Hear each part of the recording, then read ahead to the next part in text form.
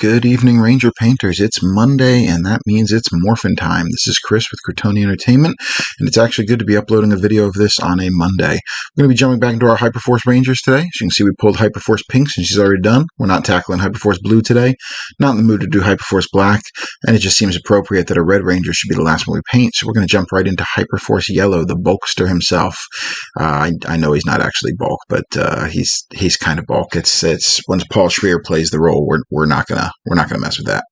Anyway, we're going to jump right into our colors here, and we're using a very limited palette. We got Citadel Black Templar.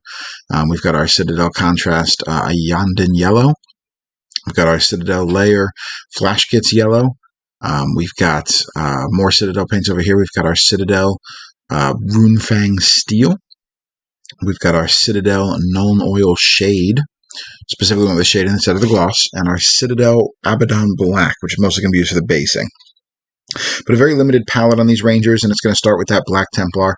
Just like we did over on Hyperforce Pink, we're going to paint the Black Templar all over the boots. We're going to paint it over both sleeves. We're going to paint it on the perspective-wise. If we're looking at Hyperforce Yellow, it's going to be the right side on the model itself. If you're looking at it from behind, it's actually going to be the left side. We're going to do that all in black, just like with the Hyperforce Pink. We're going to do the we're not going to do that weird arrow delineation near the shoulder blades. We're just going to do black on one half, yellow on the other. It's going to be something that doesn't come up. A note on the paints: you can use really any paint you want that will achieve a similar effect.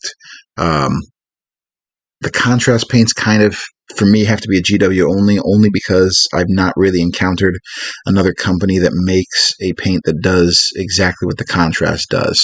It's almost like a mix between a glaze and a wash and a stain all at the same time, and no other company really tackles that. I know there's one out there, but for various personal reasons, I cannot support that company, so I'm not even going to mention their name. I'm not going to mention the product. I'm not going to get into the nitty-gritty details of that. But for the other colors, anything you like is fine. The P3 line, the Vallejo line, the Citadel line, they're all good. The only reason I start with a baseline of Citadel paints in most of these videos, and almost everything is Citadel paints, is because I have been using Citadel paints to paint miniatures for almost 20 years now. I'm very used to the brand. I know what I'm going to get coming out of the pot as far as consistency, and I've got so many armies for so many games painted in those colors, it's hard to change pace into a new color. But you can use anything you want. Just, you want a bright yellow, you want a good black shade to go over your metallics, you want a bright metallic. A darker color metallic would be great for monsters or foot soldiers that have metals on them, but for the Rangers, I try to stick with a very bright silver that I can work with. Otherwise, any paints you want are fine. So as you can see, this is a time-consuming process, getting this black all over it, but the black, as you can see in the shot here, is drying as we are painting it. It dries very quickly. I try not to put my hands on it too much after it's dried until I get a chance to actually seal the model at the end, only because on some of my hard plastic Warhammer and other game miniatures, I've noticed the contrast paint can rub off with your fingers. I haven't actually had the problem on these Here's the Grid figures, possibly due to the material they made the plastic out of. This is a lot softer. It's more durable, designed for more regular gameplay with younger, possibly clumsier gamers. But why risk it? I'm just going to hold it by the base, and we're not even going to get into that issue. So at the end of this, as I kind of hinted, I do take these out and I spray these with a clear matte coat. Any clear matte coat will be fine. Most companies make one. I use actually a non-miniature one. I use the Krylon 2X clear matte varnish. I've had absolutely no issues with it. But there are a number of people out there who will live or die by using a specific miniatures brand at $15 to $20 a can, and that's crazy to me. I just won't do it. But when we finish the black, give it a chance to fully dry, we can shift into our yellow. And we're going to take this Yadin yellow, and we're just going to put it everywhere we want to be yellow. And just like in the case of Hyperforce Pink, I didn't really pay that much attention to his weapon. I look at a picture of Hyperforce Yellow's hammer and just really quickly said, oh, okay, the big flat surfaces are silver. Everything else I'm just kind of going to make up as I see fit. It's a nice way to get a little bit of personalization on your Ranger figures without going off the reservation. Just a totally personal thing. You'll see right there we got a little bit of the black contrast wasn't fully dry and it started to mix in with the yellow. It's okay, we're not worried about that because we're going to go over that again later. Nice thing though is we don't have to with the contrast, and we'll get to that as we get there. But as you can see, we're going to keep putting the yellow all over all parts of the Ranger. This is going to take a little bit as well, so we're going to kind of time skip forward and a little of this as well, kind of jump in and out. But this Iyad in yellow just has just beautiful coverage, and it's covering on these minis so well because, you know, I didn't even talk about the primer as I usually do. You may have noticed on this figure, there's almost like a speckle effect. If you take a look at his gauntlets and take a look at his pants, there's almost like speckles of really light paint, and then it's almost darker underneath. What I did here is, in effect, kind of notice a zenithal highlight. I went very heavy with my light color. You don't have to go that heavy, but effectively you spray your mini or you prime your mini with a darker color than you're going for. So in this case, I primed him with a dark gray, and then when that was fully dry, I took the same light gray, that Krylon 2X matte perfect gray that I've been using for all my contrast paints, and I sprayed that from two angles. I did it from about a 45-degree angle, and I did it from directly overhead because, again, I went a little heavy.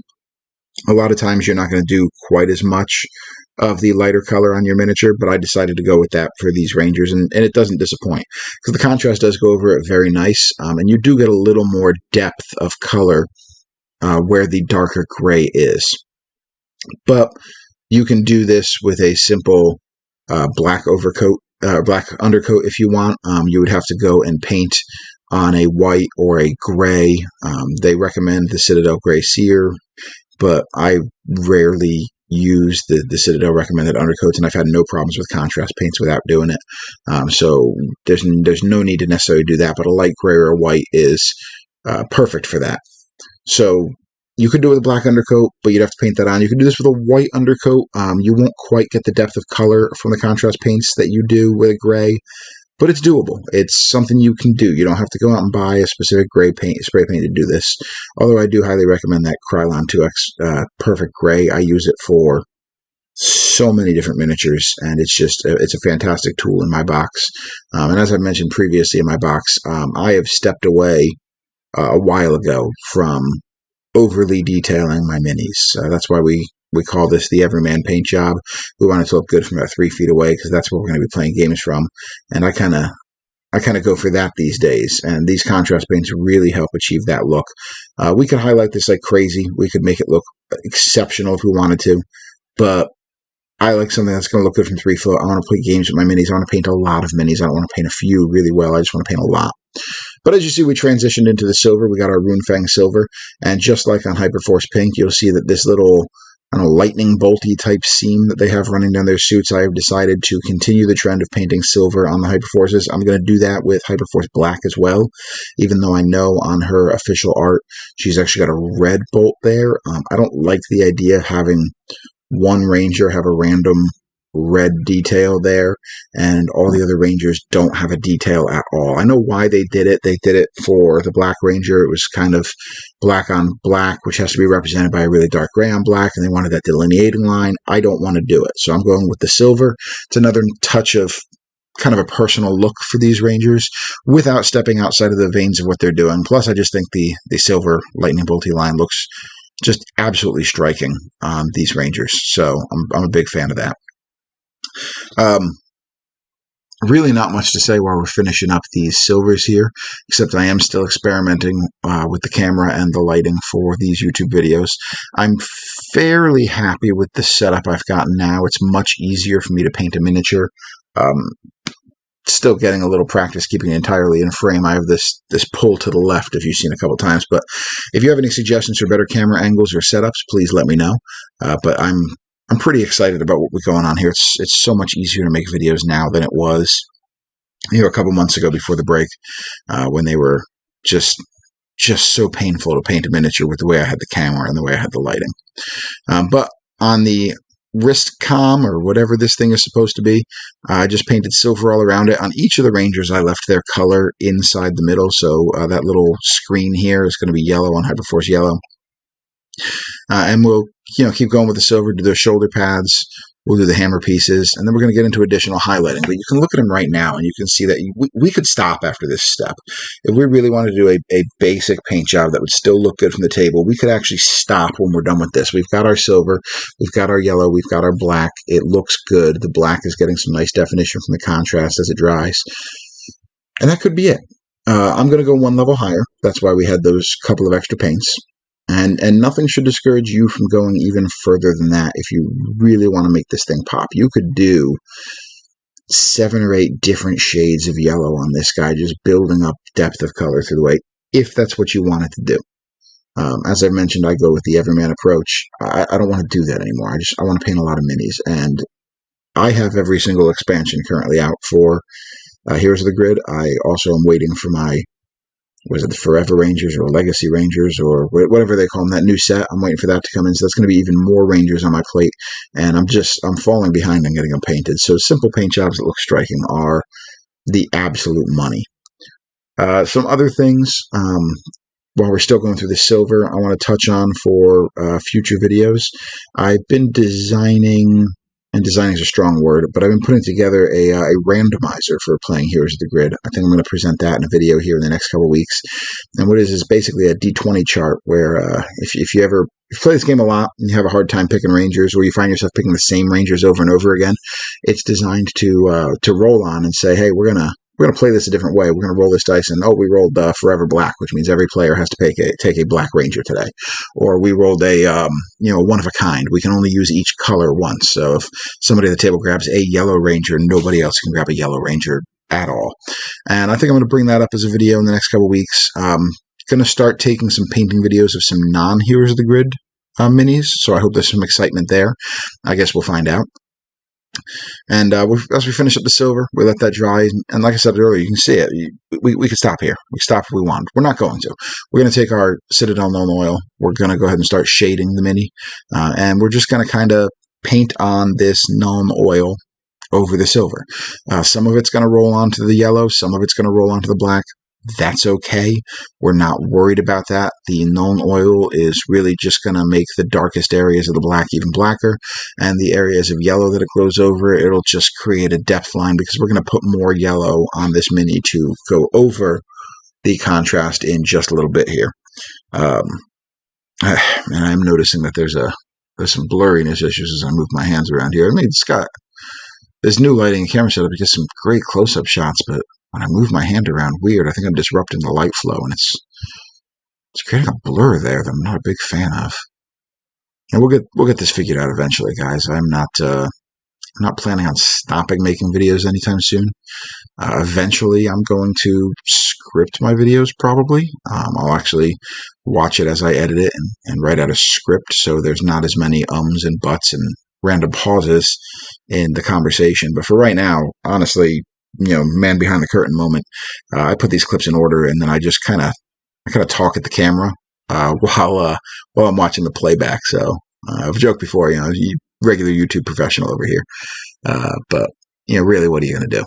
But you can see the known oil as it dries in. It's getting a lot of definition on that hammer. It is a little bit messy. That's okay. I could go over that with a silver and really clean that up. I'm just not interested in doing that.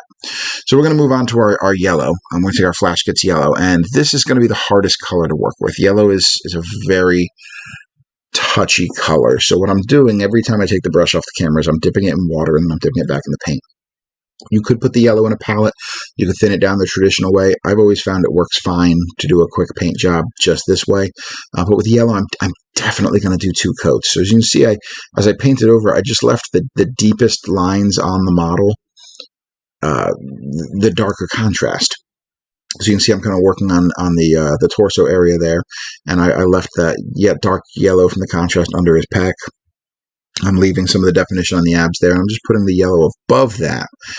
So we've got 2 different shades of yellow. It's still yellow all over, but 2 different shades, and you can see it's a little thin around that right thigh and around the gauntlets. That's why I go over later with a second coat. And you see I did a second coat here, and it's a lot cleaner. I actually went, I could go back and do a third coat. I could put some additional lighter yellows to create some additional depth, but we've got a crisp Hyperforce Yellow Ranger here. He's looking pretty darn good. So we're going to move on to the base stage. I'm going to paint the base with the Abaddon Black, extremely watered down brush, just layering the Abaddon Black on. When it dries, it's not going to look anywhere near as goopy.